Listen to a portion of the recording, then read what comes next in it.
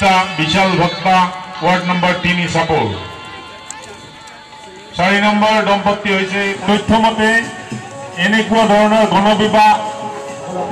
অন্তৰৰ পৰা ধন্যবাদ আৰু নমস্কাৰ জ্ঞাপিছোঁ lower Assam as well as Assam and India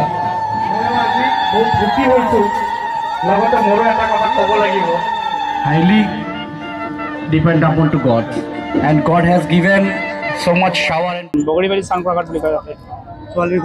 ছোৱালীঘৰ তাতে চানপুৰাঘাট বুলি কয় আপোনাৰ ঘৰ মোৰ ঘৰ মানে ব্লেছিপুৰ আপোন বজাৰ আজি ইয়াত কিমানখন বিয়া হ'লে ইয়াতে 10খন হ'ল ভাল লাগিল বহুত বন্ধু বান্ধৱীসকলে আহিছে আৰু তাৰ লগত মিলিজুলি কেনে মানে কথা পাতি কেনে ভাল লাগিছে বহুত আৰু মোৰ মাৰ স্মৃতিত মা মঞ্জুৰা ৰাণী মেমৰিয়েল ট্ৰাষ্ট এখন গঠন কৰা হৈছিল যাৰ লক্ষ্য আছিল মহিলা সবলীকৰণ বিশেষকৈ মহিলাসকল যিবিলাক মহিলা আৰ্থসামাজিকভাৱে পিছ পৰি আছে তেওঁলোকৰ শিক্ষাৰ ক্ষেত্ৰত সামাজিক উত্তৰণৰ ক্ষেত্ৰত আৰ্থিক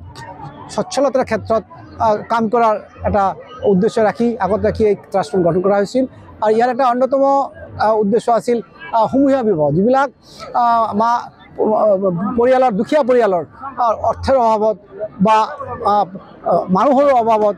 বিয়া দিব নোৱাৰে তেনেকুৱা পৰিয়ালৰ দৰা কইনাক আমি বিচাৰি আনি 10 যোৰ দৰা কইনাৰ এটা ইয়াত আজি সমূহীয়াভাৱে বিয়াৰ আয়োজন কৰা হৈছে মঞ্জুৰা ৰাণী দেৱী ট্ৰাষ্টৰ উদ্যোগত